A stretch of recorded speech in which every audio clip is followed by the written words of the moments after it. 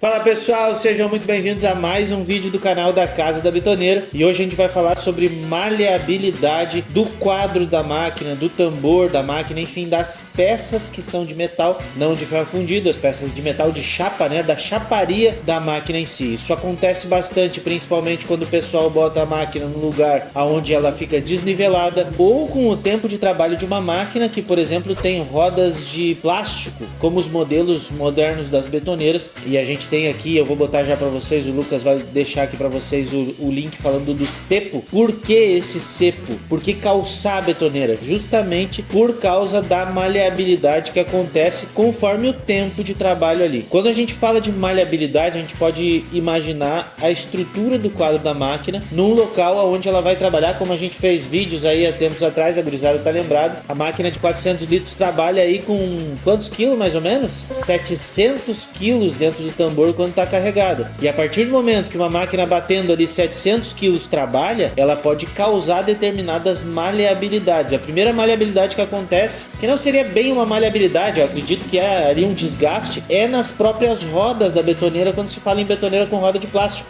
E essas rodas, elas ficam se movimentando para um lado e para o outro, tanto na parte de roda de plástico quanto na parte de roda de ferro também. A de ferro demora um pouquinho mais para acontecer, e a plástica geralmente ela afeta o cubo da roda de plástico. E o que acontece depois que ela afeta o cubo? A betoneira, né, Lucas, ela fica bamba. Eu vi que tu tem vídeo lá que mostra. A partir do momento que ela começa a se mexer para um lado e para o outro, com um peso de 700 quilos rodando ali dentro do tambor, ela se movimenta para um lado e dá um calço, se movimenta para o outro e dá outro calço. Nesse jogo ali, ele vai fazendo com que o eixo traseiro ele se movimente, ele vai se movimentando. A gente muitas vezes no início do problema a gente não consegue ver, ele vai se movimentando aos pouquinhos, vai dando trancaço, vai se movimentando. O quadro da máquina muitas vezes ele é soldado em determinados pontos, às vezes não é um quadro soldado por inteiro, e ali naqueles pontos, por causa da maleabilidade do quadro em si, que não é uma peça completa, feita, aquela máquina não tem ali uma estrutura forjada ou mesmo fundida, não é uma peça só a estrutura, são peças soldadas umas nas outras, elas vão se maleando. E obviamente, o que vocês acham que acontece ao longo do tempo que uma máquina vai maleando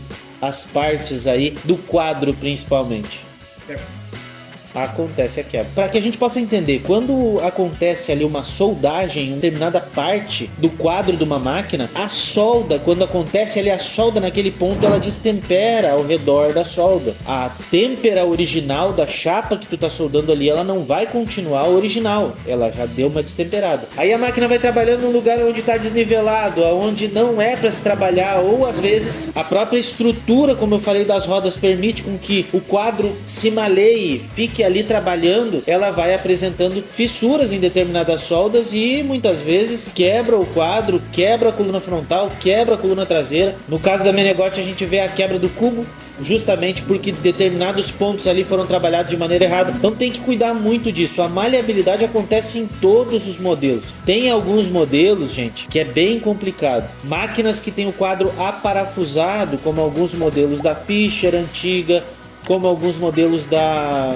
Moto 1000 também. Alguns outros modelos que a gente pode ver, nos parafusos ela não vai quebrar porque não é soldada, digamos assim, mas os parafusos vão se torcer, os furos dos parafusos vão se abrir. Olha, vai virar uma coisa feia demais tu ver aquela máquina. Ela fica toda torta, fica jangalhenta, e isso aí interfere no que? Desgaste de cremalheira, desgaste de pinhão, quebra de rolamento. Tudo isso vai ser apresentado justamente por causa do começo, que era folga onde? Folga na roda, no cubo da roda. Pode acontecer quebras por causa desse processo que acontece quando tu deixa desleixadamente a máquina trabalhar ali com aquele tipo de folga. Quando a roda se folga, o eixo começa a trabalhar, logicamente que trabalhando o eixo, trabalha-se o quadro inteiro, e a partir do quadro vai quebrando as outras coisas tudo. É setor que sai do lugar, é basculante que se torce, quebra setor, nos modelos que tem setor de ferro fundido. Então tudo isso tem que dar uma atenção. E com relação à maleabilidade, a gente tem um vídeo também falando de maleabilidade do tambor, que é ali a questão da solda, da quebra, o que acontece no tambor quando ele começa a se malear. E essa aí é uma das palavras também, né, que a gente fala, que eu não sei se a gente falou naquele vídeo que a gente comentava sobre termos, né? Maleabilidade é a estrutura se maleando até o ponto de quebrar. E no fim das contas, esse é um dos principais problemas